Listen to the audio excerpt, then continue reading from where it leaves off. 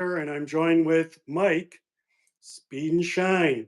And today we're going to talk about something that I think will come in very useful for many of you. It's when you go to a car show and you have to bring someone along who hasn't been to a car show before. It could be a friend, it could be a significant other to go to a car show and they don't know. Or if you've watched some of our content or interested, want to go to a car show, and you don't know like how to find them, what to do, what's it like, and you're worried that it'll be intimidating because people like us will be all knowing about cars and it will be scary. Right, Mike? Exactly. It can be intimidating. So I It get can it. be. It can be. It can be.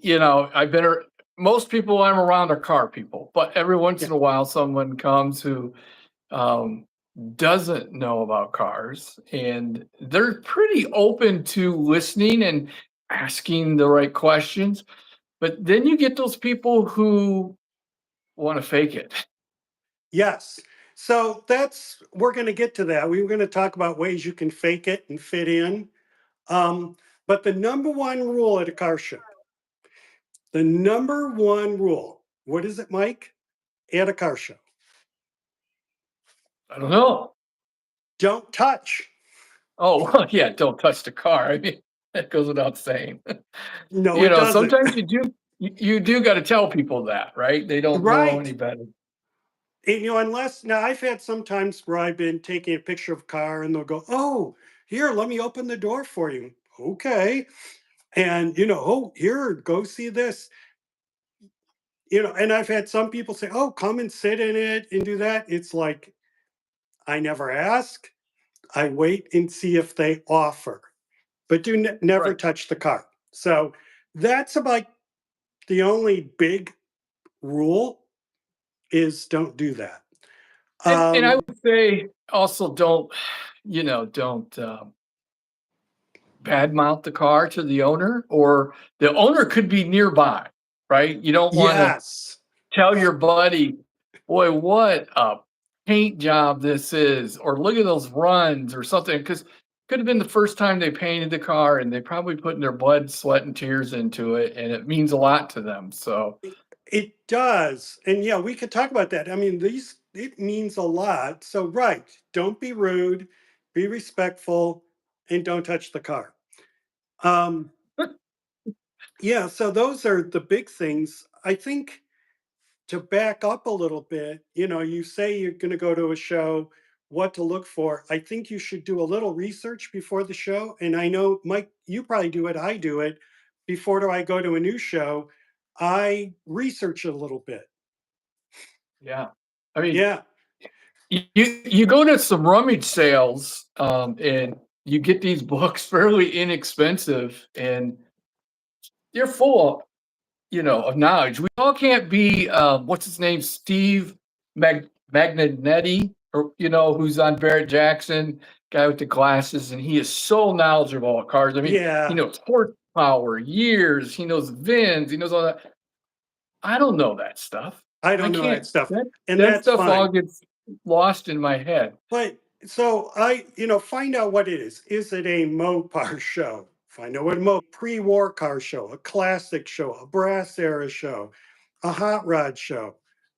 There's generally some theme to them, and other Yes. ones are just anything. Right. Find out what the theme is because that will get you kind of prepared as to what the show is. Um, it's different to go to a cruise in rather than going to a concourse. Sure. It's a different thing. Yeah. Um, and that's like what you wear, what you do, how you act. So there's a difference. Find out what kind of show it is. And what I do is I usually Google like that show, what they had last year, and look for pictures where I'll see pictures of people like us out there Hmm.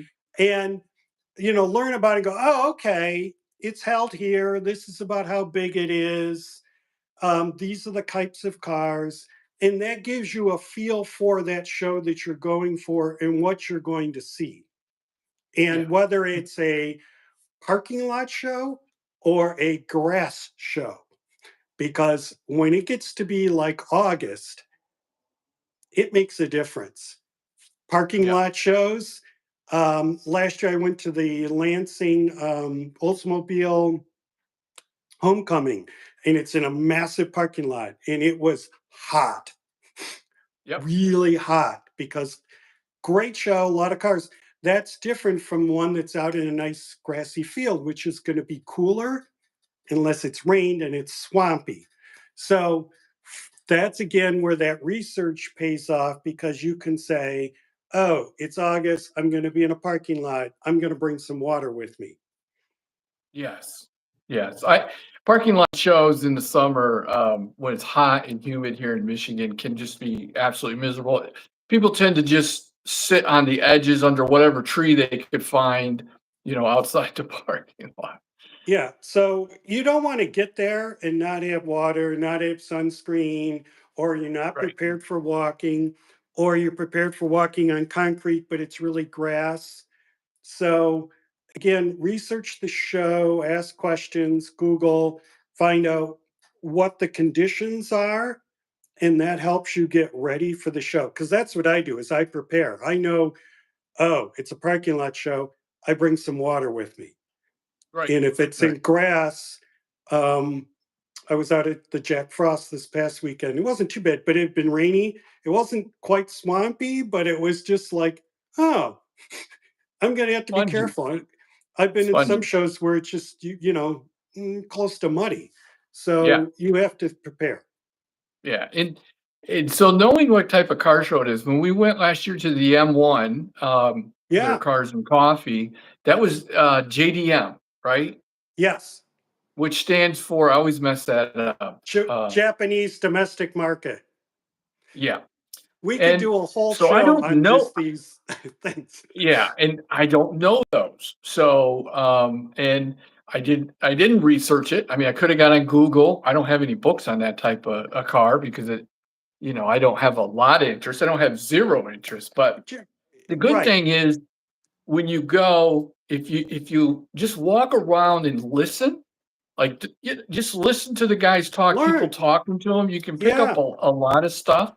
And people are always willing to talk about their car and explain everything about it, right? So, right. First of all, it is good to research so you know something to get prepared, because that kind of gives you that opening for knowledge. Yeah, You have an idea of what it is. And then ask questions. As you said, a lot of times the owner is there. If the owner's around, you can start asking, like, what is this? I've never seen this before. What is this car? And they will tell you about the car. And so you can learn. And I think that's really, really important, is to go there open, but coming with as much knowledge as you can helps to give it you a does. basis, It does. just to get I an think it would idea be of what you can see. Mhm. it would be fun one time. I thought about they make smaller versions of these books. I thought it would be really neat. You know how people bird watch, right? So we should make a book that has cars in it, right? And we Like put get pictures, and then stamps. when they see it, they write down where they saw it or whatever, and take a picture of it and see if they can. Well, yes. Well, that's where a future episode we're going to have is car show bingo. Oh yeah, So okay. Um, that will be coming. mhm. We'll do that one. Um, but yeah, so okay, so you do the research, figure out the venue. Oh, the other thing I check is the food, because I don't like to be out there and not. And yeah, you're always like, oh, I need something to eat, or I'm something to eat. And like, I just got here, I got to eat. I check, are there going to be food trucks there? What are they going to have? Um, because if they only have food, then I'm probably going to have to bring something, or realize right after I have to go get lunch. So I try to find out what the food is, So I know, okay, am I going to eat there, get something, or do they have something to drink? If not, I should bring something. So check that. And they usually will say what kind of food or who they'll have. Yeah, there are some shows that I know that they're only gonna have red meat and greasy food, and I have to Yes. take my own food because, I gotta keep And these I'm into arteries that. clear. But Well, I know you like a free pizza. I know you like a car show that has a free pizza. I know that you seem to yeah, find anybody those, has a so, car show, you have free pizza. I'm I'm there. yeah. Um, it doesn't even have to be good. It was just on food. We could do that. Yeah. Um, so okay, so you do all that. Now you go to the show, and you know, here's my I'm going to get into snobbery because I am a snob and I want to talk about that, but we'll just put that Snobbery. to the side. Um, Tips on learning about the cars. And I'll give you some tips. Like when I post, I have to post what that year is and I got to get it right because if I'm wrong, so one of the things I do is look at the license plate because vintage plates have to match the year of the car. So I don't know, is that a 72, 73? Well, you should know a difference between a 72 and 73, but or 71 and 70. You don't know. I go and look at the vintage plate and I'll just go with that. And if That's my that's tip. not there, I look at the tail light. Taillight lenses, if they haven't been changed on the car, typically have the year. Now, it could be off a year, like they use it Really? for 2 years. Yes. Like See, just I was at a etched down car in show there. recently, late last year, and people were arguing, some guy standing there, and I was filming another car, and I stopped. I went over and I said, "Well, let's check the tail light." And they looked at me like I was, weird or something. And I said, "Look, let's just read it." And it said, it was a 68. And I said, "They could have changed the tail light, I doubt it, but, Yeah, it's probably a 68." that's And that ended the argument. now, yeah, like for Porsches, I can decode the VIN number. So, I can just kind of look and go, that's a 73. But that's just me. But taillight, that is a good tip. I'm going to use that one. I'd never, I'm not saying not it's not always 100%, right. but it's another thing to check. Now, so I look at the plate and I get that. And that way it gives me an idea, some context. And if you want to fake it, you can say, oh, that's a sweet 72. Or you could say it to the owner. And then that's a good faking it tip. Now, the other thing is usually on the dash, right by the steering wheel, like if you go to a car show, they often give you a piece of paper and they have year and the type or anything special on it. So, like when we've shown cars, right, you have to go and you fill that out and you put it on your dash so people can see it. Yeah. So, I look for those. Yeah, it And gives you a general idea. Sometimes they just put down 69 Ford or so, they don't get into specifics. it's Usually not a you can Galaxy figure it out. 500. Yeah, they don't tell A- you that, but it's something. and I'm gonna tell you my other trick that I do if there's nothing there. On an Android phone with Google, you can do the search and take a picture of the car and search, and it'll tell you what make and model. It won't always get the year, but that's another way to find something out. Because you know, Yeah, at I an did auction, that. That's a good tip. That's a good tip. Now, what I did this past weekend at the Vanguard Motor Show is there was a Firebird Turbo Trans Am. And I Mhm. was like, oh, what year? I was not 100% sure. So I Googled it and it was like 1989. I'm like, that's what I thought. Well, they only That's made what it is. right, right. So you can Yeah, sometimes Google. at Yeah. I'm at a auction or somewhere, there'll be a car there. I don't know what it was. I just posted one today. I filmed it. I looked at it, but it completely slipped my mind. I couldn't remember that it was a Triumph. I had to Oh, look it up. The Mike, old Mike, Mike, Triumph. Mike. 1948 Triumph or 47, whatever. Okay. All right. I'll give you a little bit there. So those are some of our tips to learn about the cars. Look at the insignias. look at the ears, the taillights. That's a good one. Um, if you're good at decoding VINs, okay, take a picture and have the Google, that's a good one. And that will get you something about it. People will put out big boards that talk all about the car. And Oh, I like those. When I do a video, I read through that and then I can pop into my video and say, "Oh, and this came off a restoration," or "Here's the story." Um, it will give you that. So I that's helpful. Um, or just talking to the owners. Sometimes the owner's there and you can see they really want to talk about it. And the thing is, Joe Pep, who's another piece out on Instagram and that, and friend, and he says every car has a story, and he's right because every car has a story. And when I look at these cars, I try to look at the story behind it, and I do things like I imagine what was it like the day they picked it up from the dealership, and driving it home and what family memories were there in this car? If there's a station wagon, I look at what trips did it go on, and I look at the decals they often put on them and the places right. it's been, and I think of the stories. So if you go to a car show and you think, well, I really don't care about the engine and horsepower and all that stuff, that's okay. Look and think about the stories and the emotional connection that the people had with the car over the years and the current owner. And to Yeah. me, I that's did a really mo rewarding. it is. I did a Mopar at Bob's family picnic.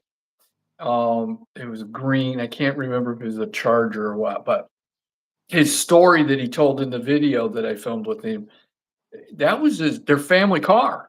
They bought it new. He just restored it to better than new, but they drove that car. He talked about how the Christmas tree was tied on the top all the time. There was Yeah. car seats in the back. It was a mess. There was McDonald's food eaten in the car. I mean, to them, that car is more than just a beautifully restored Mopar. It's a member of the family.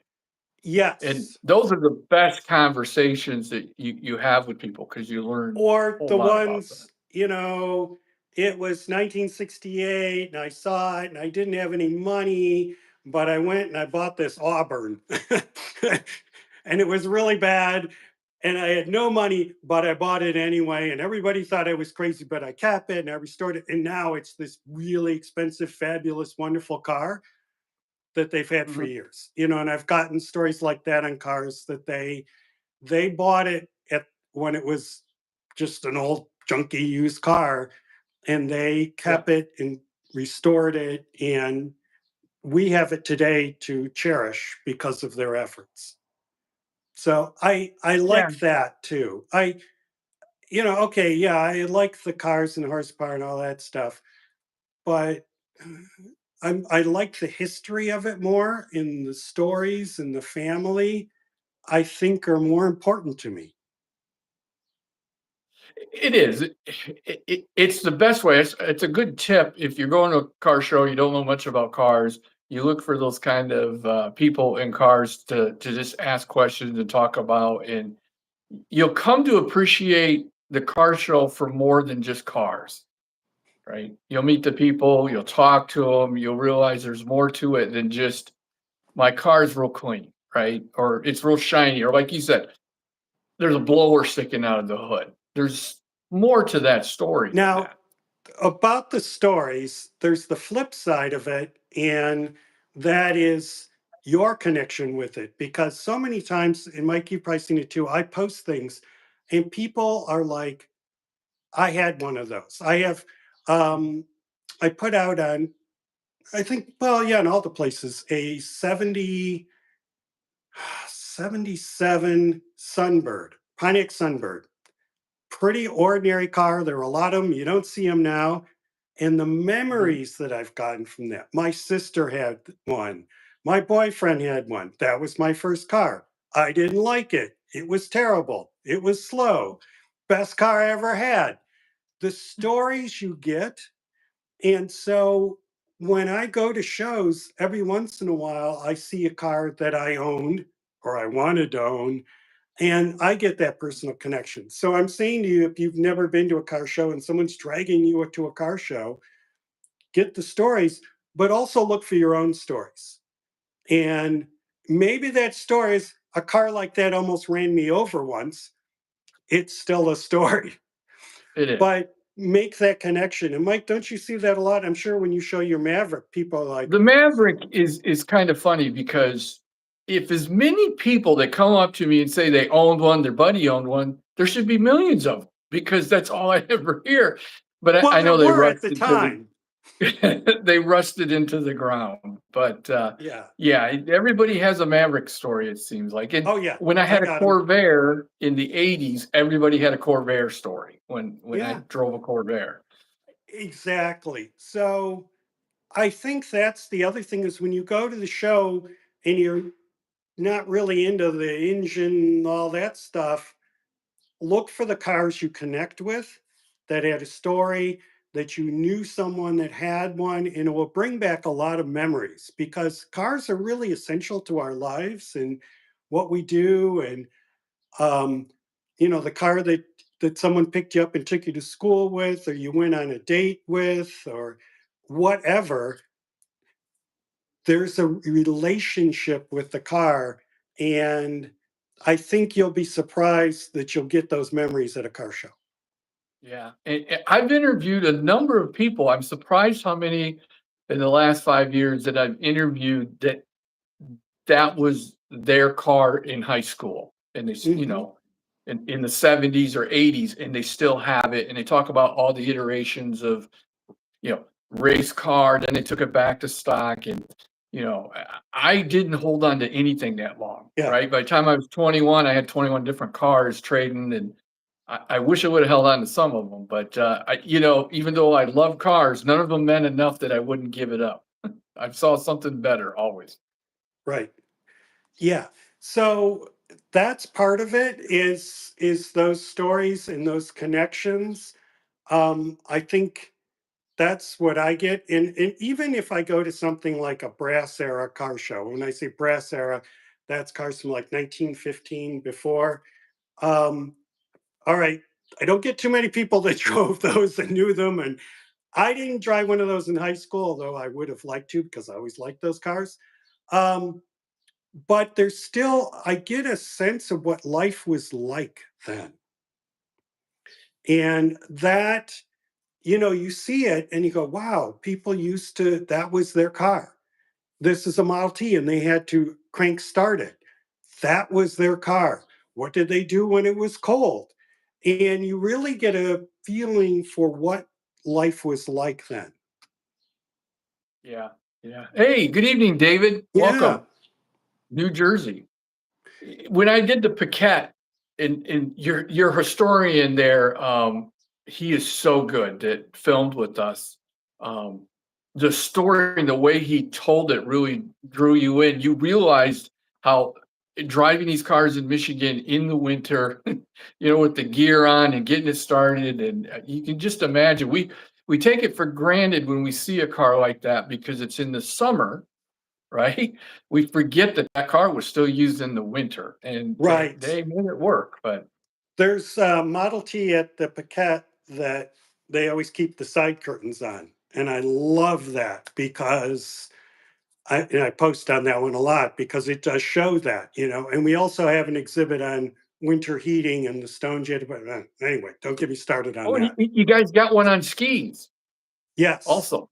Yeah. Yes, So, and the Gilmore has one. So there's that. So you can learn a lot about how people lived and how the cars went. And you'll see a car with like 8-track tapes. I love yeah, that because now everything's, I'm hooked into my Spotify or I've got my tunes, my iTunes playlist, which I love, but you see a car and it has an 8-track player. And that lets you know it wasn't always this way. And then you have the cars that don't even have radios, they're the early radios. right. So it's just it gives you that connection. Now, I We had all the nice things. I want to talk about intimidation and snobbery. Are you ready for that part, Mike? Yeah, I Like, am. all right. I So am. I'm a Porsche guy. I've got some of my Porsche stuff up here. So what we do is we call them not by the regular names, we call them by the model numbers. Like there's the 356. But a lot of people says, "Oh, it's a 911." To me, it could be a 911, but it could be a 964, a 993, 996, 997, 986, oh, 959. So we go in and do the model numbers. BMW people are just as bad. Oh, it's an E86. And for Mercedes, I love an R170. I tell you, those are so cool. They know the model numbers, which sound intimidating. The reason they know them, two reasons. One is that's how you buy your parts, by what family it's Okay. in. Mhm. So it's within a group of 4 or 5 years, it's this model, and all the parts things are that. So you kind of get to know that number and you start thinking of it that way. So it's accidental. And the other part, honestly, is snobbery. It's also a German precision that to me, you have to say it's a 964, 911, because that's what it was. That's what the factory called it. So it's precision. So it is there, but it can be very intimidating. Those numbers are. And Yeah. the Germans' cars are all in the miles, but you get, all right, Mike, Fox body. People, yeah, I mean, only I got a Mustang here. You can't see it because you're blocking the view there in your shot, but everybody knows like first generation S197. I tell you, I can't keep that stuff in my head. Same thing with the Corvette. It's a C8, C4. I always have to go Oh, look it right, up they again. got all those. And I'm like, wait, see what? And I can kind of sit down and go them through, but they know them. So when we go to the show, what we're saying is, if I went to a Corvette show, maybe, but I before I go to the show, I would go in and learn my C's because I would want to fit in. But it's okay. It's not like they're going to kill you. Um, no, no, they wouldn't kill you. But you really have to know. You would, I would research them just to feel comfortable and know them. But they will use these terms, and it can be intimidating. I think it's just a natural thing. Don't worry about it. But you will get weird things like that. Chevy If you go, HHR. Yeah. oh, nice, nice. If you go to a all Corvette show, do you got to wear jorts and then white tennis shoes and a golf shirt? I mean, is that? I have never been to an all Corvette show. I have a good friend of mine who's a Corvette owner, and he said, "Yeah, because I don't like going to them because they're just all Corvettes. Yeah. Like it's I don't just, go. I only go to one all Ford show that I like to go to here in Michigan because it's so well run. It's all Ford, but it's mostly Mustang. But I'll tell you, even being a Mustang guy, I don't want to look at Mustangs all day. I want to see all cars, foreign, domestic, or otherwise, right? All you different years. know, so talking about shows, yes. I mean, if it's a Porsche only show, fine. If it's like the Model A days, I'm a Model A guy. I love that in just Model A's. Sometimes in moderation, if you're into it, specific car shows are great. Um, but normally, I like something like the Red Barn Spectacular that Oh yeah. is everything, or the Vanguard show we went to, um, anything. So I generally like any car. Like the Oldsmobile show was interesting because I got to focus on it, but they're both good.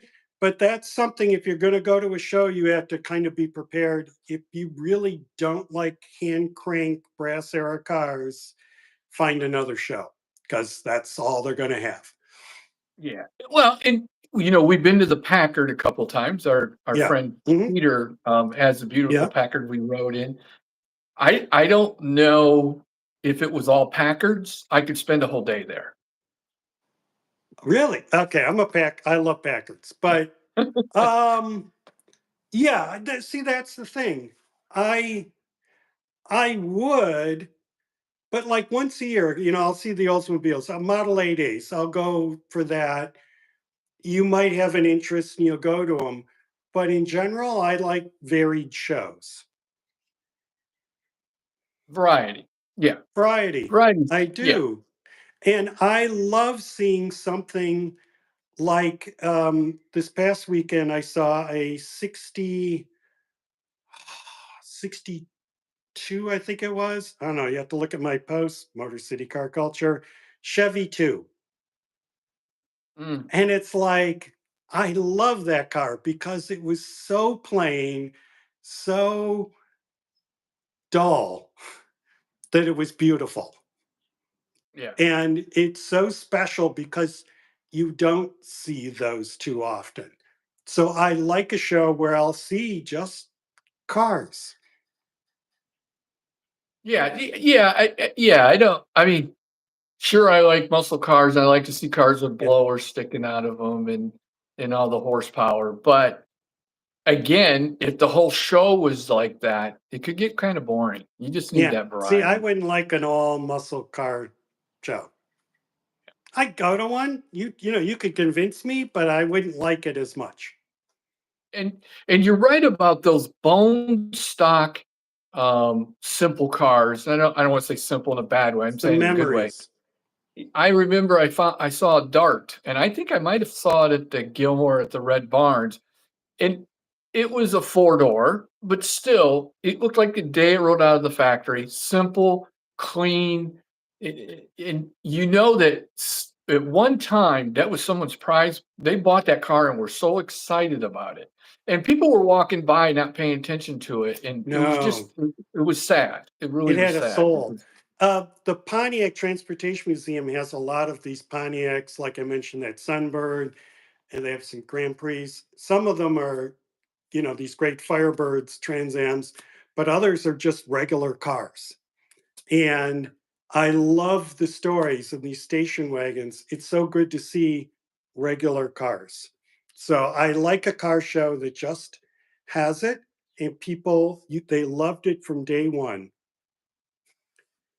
now I've been looking for a Ah, Yugo, and I finally found one when I was in Arizona. I remember I posted it. I was like, I finally found a Yugo. It was at an auction, so it kind of cheated. I was trying to find a car show, um, but there you go. There was a Yugo. I've see, been and I looking for would a Pontiac Aztec. Does the museum have a Pontiac Aztec? no. As far as I know, they don't. I just saw one though. A visitor from Ohio had one, and I posted a picture on that on Instagram of it at the Pontiac Museum. But I don't. No, I don't think they have one. But they'll get one. Um, we're running. I don't know how much time we've got here. We've gone through. I think I got into my we can be snobs, but it's okay. I think, my Well, advice on all this is do a little prep work to make sure that you're prepared and comfortable. Get some comfortable shoes, bring water if you need water, a hat. Just make sure you're comfortable for the weather and the conditions. Scope out the conditions before you go, find out how much walking, where it's going to be, what the food is. The more prepared you are, the more comfortable. I mean, Mike, when we go, we've got the right clothes and we've got our stuff and our backup batteries and we're prepared for car shows, but get prepared for what the show's going to be. um, don't get intimidated. Try some of our tips to fake it, to act yeah. like you know what the car is. Just look at the hubcap, look at the insignia, look at the year and go, oh, it's a 72. That's great. You can fake it, but you don't have to. It's fine. There are cars A- sometimes And like and we don't if you know. don't wanna do a car show the first time, try an auction. Worldwide Auctioneers, Mecum, Barrett Jackson, because it's like a big car show, and they'll give you a book, or you might have to pay a $5 for it, but they'll give you and it has every car listed in it. You look up the lot number, it tells you all about the car, and you could walk around the car, Right. and or museum. But I think well, museum is there because you get all the information. You could take a tour and you have that. But an Yeah, auction is also a good idea because it's a yeah. more organized, curated car show. One way to Um, look at it. You're gonna see stuff you've never seen before, like Lamborghini tractors.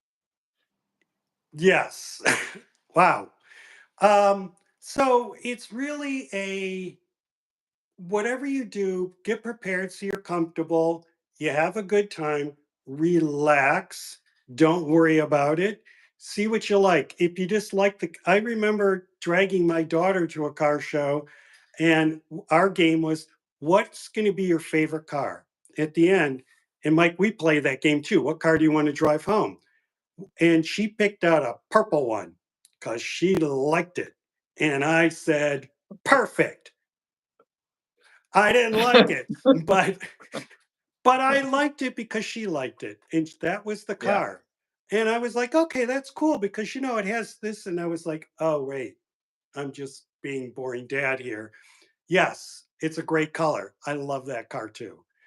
Um, so you so didn't it like it because is it was whatever you purple? like. You didn't like it because it was purple, or you didn't like it because of the car? Um, the shade of purple I didn't like for Mm, that car. okay. I think the car wasn't so bad. I just didn't like it. And, the car guy in me didn't like it, that she liked it because it was purple. Well, I get myself in trouble, come off snobbish because of my feelings on yellow cars, right? Right. You don't like yellow. So that's why I point out yellow cars too. So, no, but you know what? She was a good sport. She wins. She picked out a car. And that was always our game is okay, let's look. And she would look and go, is this the car that you pick? No, I don't like that car. How about this one? And we would go and evaluate the cars. And I learned some because what she evaluated was different from mine. And you learn too. So Yep. I'm saying go to the show, have your criteria, stick with your criteria. Yeah. Don't let anybody say anything different. If you like that car, you don't like that car, it only matters to you, Even if it's yellow. even if it's yellow. Um, yeah. So go, have fun, relax. And if you've got experiences, let us know in the comments. And in this episode, we're gonna save the recording, put it out there. So for those who watch it later, we had some people chat with tonight, which is great. We enjoy that. But if not, put some stuff in the comments and we'll monitor those. And get out Yeah. there and go to a car show and you're at a car show and you see us, say hi. And take a kid to a car show. Take a kid. See, I took a kid. She liked that purple car. Mhm. So, All right. all right. Bye, everyone. Until next time, keep your car clean, right? That's right, with your Speed and Shine products. Gotta get my plug in. All right. Good See night, ya. everyone. Bye.